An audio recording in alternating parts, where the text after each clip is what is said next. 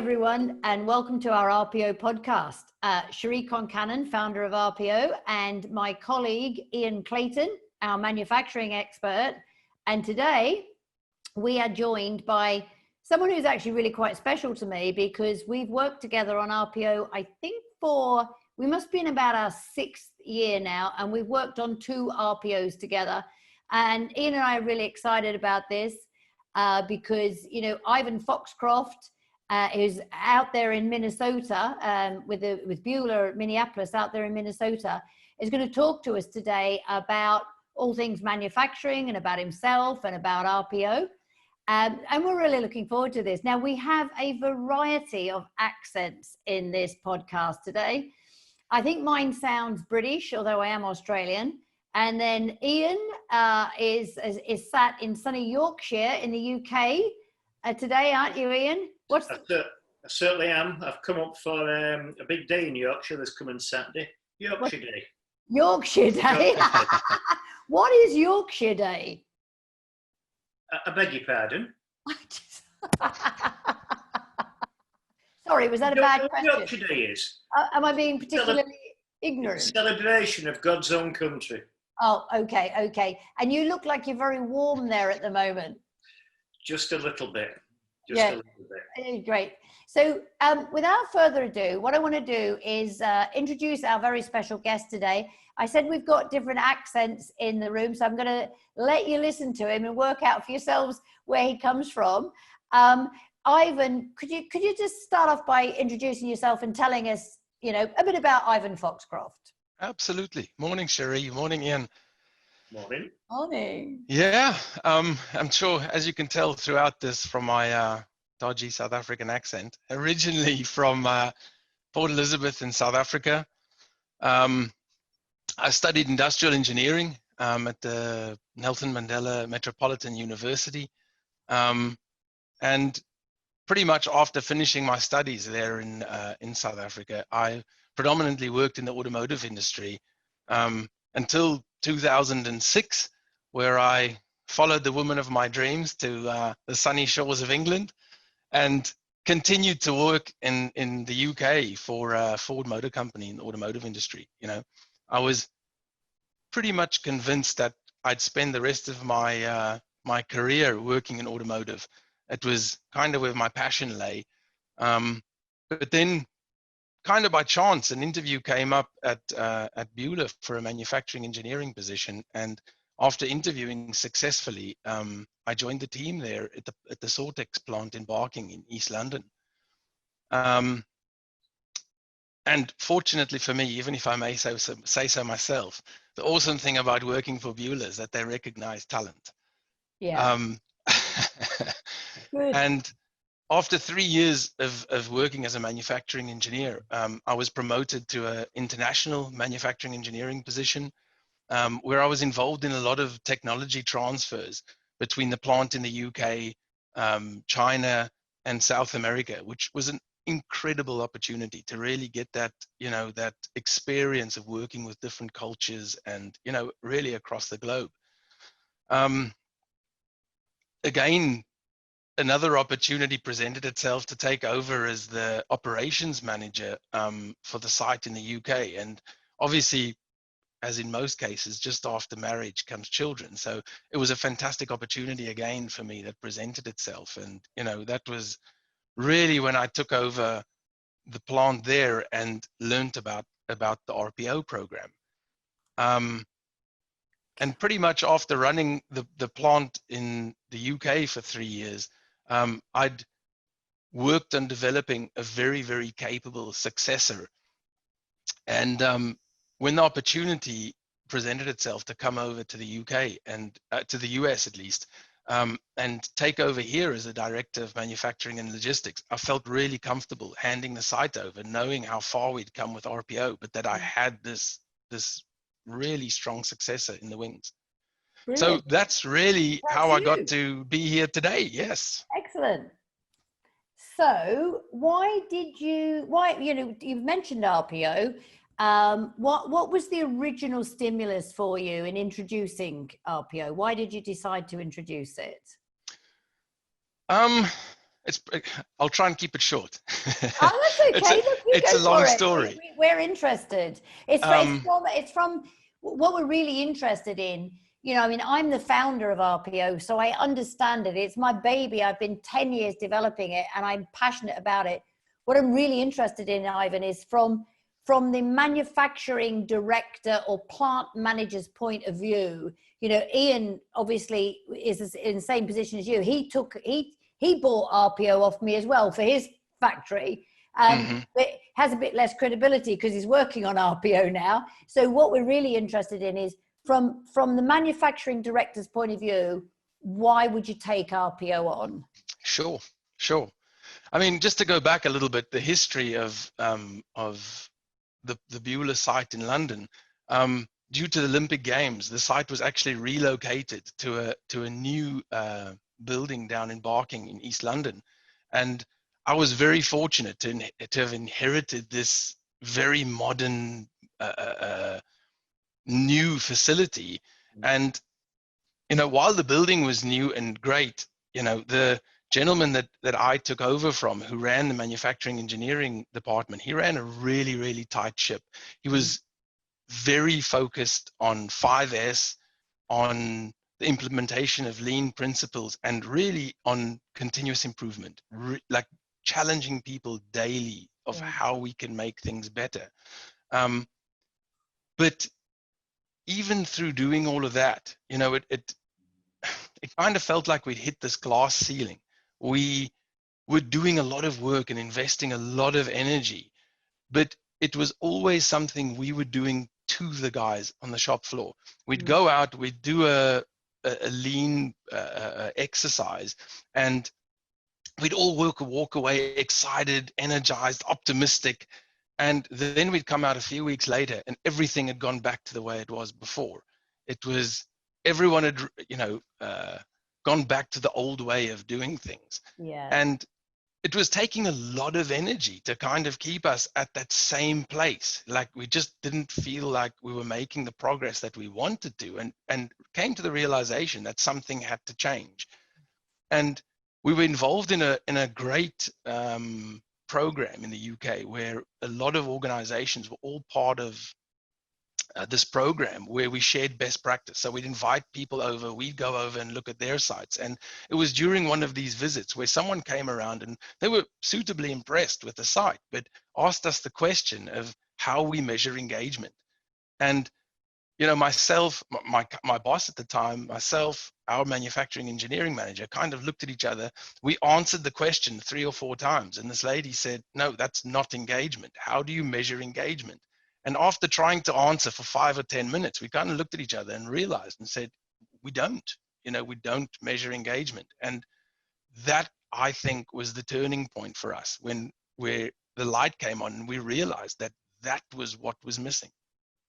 And, you know, that's, you know, shortly after that, I think Nigel Whittingham, the director of manufacturing there, actually went out to one of your events, Cherie, and came back and he was like, I've got it. I've found the thing that we need to do. So that was where it started. And I think, Ian, you had you having a not dissimilar experience, which is why you took it on. I mean, it was all about the people, wasn't it? And getting greater productivity and efficiencies from your people. Absolutely. And I mean, RPO wasn't branded as a package when we took it on. Our story really was we did really, really terrible in a global engagement survey. And as a consequence, we ended up having to untangle what the comments actually meant. And the realization was that we had a massive disparity between how we as managers and the team leaders felt they were performing the jobs versus what the actual shop floor employees felt were the connection. So engagement is absolutely crucial, and it really did generate that. It was the catalyst to be able to bring the team leaders closer to the shop floor, but most importantly, to enable the shop floor to have a voice. And Ivan, what you say about the lean, I totally understand where you're coming from with it. It's the biggest hurdle to overcome when you're implementing lean is the sustainability part. And if you've got the engagement, it's so much easier. Absolutely. I think it was actually at your site, Ian, that that Nigel came across RPO, Yeah. if I'm not mistaken. Yeah, I mean, we used to host events at my site, and it wasn't me up there talking about the benefits of RPO. It was my team leaders. So when we talk about engagement, I got to the point with my group of team leaders where, they actually lived, breathed, and just carried out a proper full team leader role with their people. And the engagement, the bonding, and ultimately the results were just phenomenal. But as a leader within a business like that, it's just so rewarding to see your team leaders go from like ground zero, where they were rock bottom based upon the feedback from the engagement survey. Cherie came on board, she developed them, she trained them, we built the confidence. I allowed them the autonomy to work under Cherie, so I didn't have any influence in this other than to enable Cherie to look after my group of team leaders. I kept in touch from a distance because I'd got an interest that I wanted it to succeed, but at that point, we didn't know what success was. All it was about was trying to improve the engagement. Yeah. Sure. And then ultimately the results came. It was phenomenal. And for me, this is where the program is so different. For us as leaders in manufacturing, we're, I think for us to ever understand and implement fundamental change, it's really engaging with the people out there, the guy doing the work. That's where the change has to happen. And it was, through this program that it was the first time in my manufacturing career that I'd asked people questions like, do you feel like you matter? Or do you feel like your opinion counts? Or do you feel that the company cares about you? And as manufacturing guys, these are not questions that are high on our radar. But it's so important, that you realize that. And when people feel like they belong and they're part of something and that they can change the organization or the direction that we're going in manufacturing, when they feel part of something, they want to try harder. They want to be involved in that success, and they give you that effort that you can't pay them for.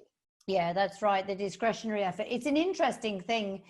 We mentioned lean so many times, and we have a lot of people, a lot of companies out there trying to improve efficiency and productivity with lean programs. And lean is great, but like you're saying, without the engagement of the people in it, you can't sustain it, can you?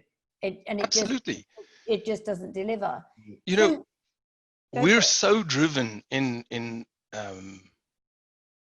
manufacturing by KPIs, and while they're absolutely critical, we need that data. If we don't have the data, we can't improve. We have to have the numbers to make sure, are we getting better or are we getting worse? And they're absolutely critical. But it's so hard to drive those KPIs when you're trying to do it yourself, as opposed to having every person on the shop floor all working towards achieving those KPIs, not because you're telling them to, but because they want to. Yeah. And that's the whole point of it. And I've focused it in manufacturing because I spotted an absolute need. It's in the service sectors and other businesses and my other clients. They're already ahead of the game. Engagement, empowerment, all those buzzwords are used every day. But in manufacturing, people talk about it, but very rarely does it actually reach the shop floor. So Ivan, I'd like to ask, Ian was 2010, I think I started the first program with Ian all those years ago. And in Bühler, London, that RPO there is 5 or 6 years. I think it's coming up to its 6th year. We're only 18 months into your site in Minneapolis. What results, or what do you think it has achieved in the first 18 months in your site?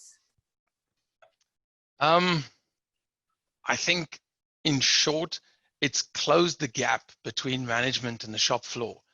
It's really brought us together.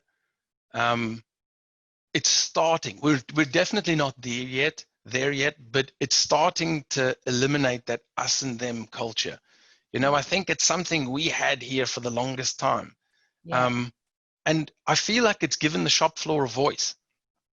You know, they're starting to feel heard. We're developing trust amongst the team out there, trust of the team with their team leaders, but also the trust that they have in me as a leader.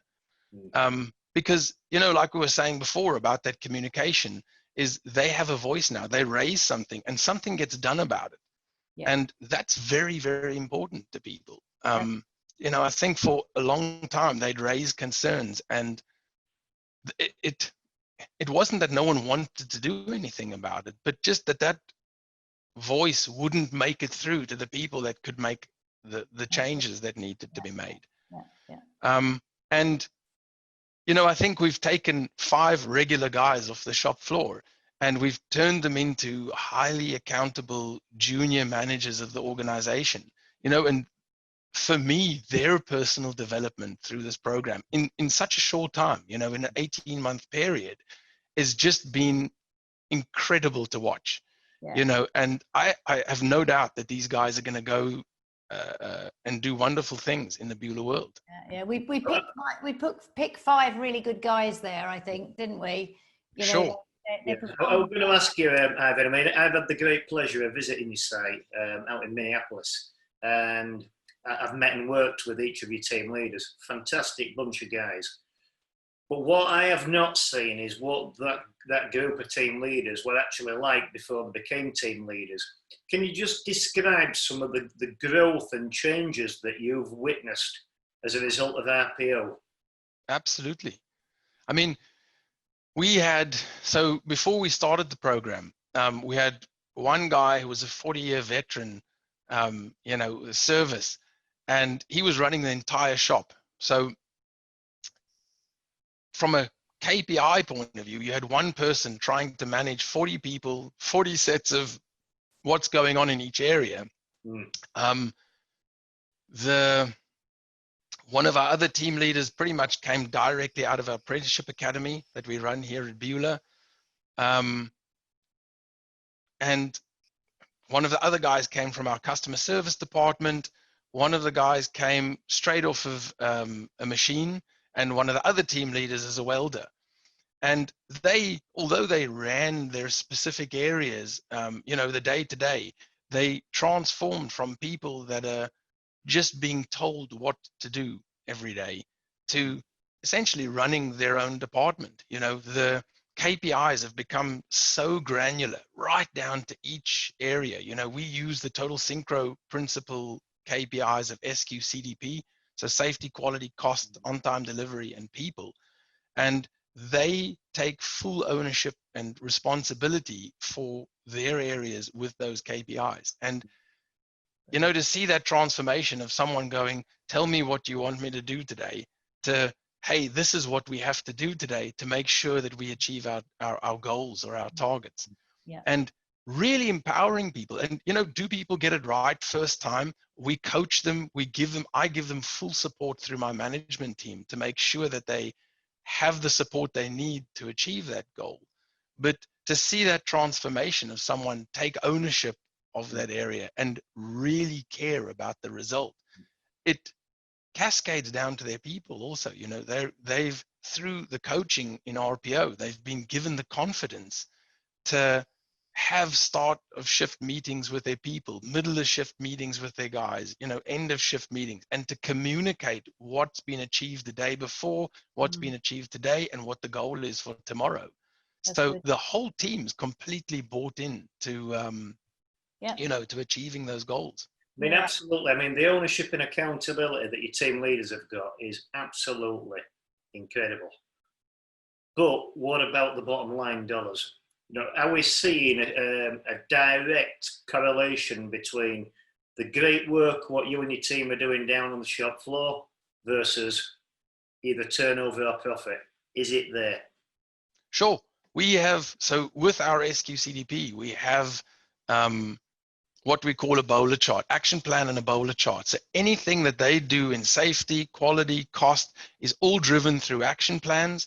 And those actions have a result. They have to have a result. I mean, otherwise, what's the point in doing them? And my target for the team leads is at least $100,000 to $150,000 a year improvement in their area through the actions that they're taking. And through that, we hope to generate a 3% efficiency year on year. Every year, that's their goal for their area. So just to clarify then, I'm doing some quick maths here. So you're looking at $100,000 to $150,000 per team leader. Yeah, you've got 5 team leaders. So your expectation is that you're going to be increasing your turnover or savings by $500,000 to $750,000 per year. That's the goal on the savings. That's what drives their action plans and bowler charts. And it's, it's a host of different initiatives that they're running. On the cost side of things, they're looking at consumables. They're looking at all the stuff that they're using to run their department. So I've got to ask you, Ivan, would you have got those ideas generated, created, implemented, and executed, and getting those dollar savings prior to having RPO in your site? At this site, I can say absolutely not. Okay. It would have been there. It would have been there for the taking, but we wouldn't have had the resource to focus on it. We have 5 where we had one guy who was trying to run the shop before, and anyone in manufacturing knows one guy trying to run an entire shop floor. He'll do the best job he absolutely can, but he just doesn't have the time to get into the details. That's the thing. Yeah. Impressive. Yeah. I mean, we obviously we can't travel out to see you at the moment. We're doing everything remotely, but Ian and I are desperate to get back out and see you again. We're meeting with the guys. We're meeting with the guys every week, but we're desperate to get back out there. So, Ivan, that's been brilliant. What does the future hold for you? You've started in South Africa. You've gone via the UK all the way to Minnesota. You sound passionate about what you do. What does the future hold for Ivan Foxcroft? It's a good question. I'd say in the spirit of continuous improvement, I really would love to see the site here in Plymouth grow to world-class standards. We want to grow the business. I'd love to see, I'd love to double the size of the business here, obviously always with the customer in mind, staying 100% customer focused. It's a challenging time for manufacturing. We historically have always been as focused as we could be on standardizing products, increasing repeatability, efficiencies, and we're starting to see a change here. We do a lot of project work, and we're really starting to see a change where our customers are moving towards design to build solutions. And that requires us to be more agile, to be okay with several changes in specification right before something goes into manufacturing. And this is not something we can ignore and kind of just hope that it goes away. We've got to accept the challenge. We've got to provide our customers with the solutions that they require. And that takes us challenging everything we know and saying, how do we, obviously much easier now with the team leaders that we have, with the guys being involved and, with them being so granular and in touch with their KPIs, it enables me to be able to make decisions much more quickly and change piste when we need to. So, that really goes into supporting what we need to do for our customers. But to get back to your question, Cherie, I think my future, certainly lies with Bühler. Bühler's goal of being able to sustainably feed and transport 10 billion people by 2050 is something I'm incredibly passionate about.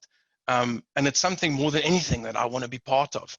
I believe in what Bühler stands for. I believe in the values of trust, ownership, passion, and that's exactly why I do what I do, and I think why I feel so at home here. So for now, certainly, I think my future is with Bühler and seeing where I can take this site, by. Yeah, That's great. I love the passion. I love the passion, Ivan. It really came out then. It was great. And I just want to thank you so much for doing this podcast. There's some great information in there and really interesting, and your passion oozes through. I love your accent. I think it's fantastic. I think between the South African accent and the Yorkshire accent is just, really going to make this interesting for people.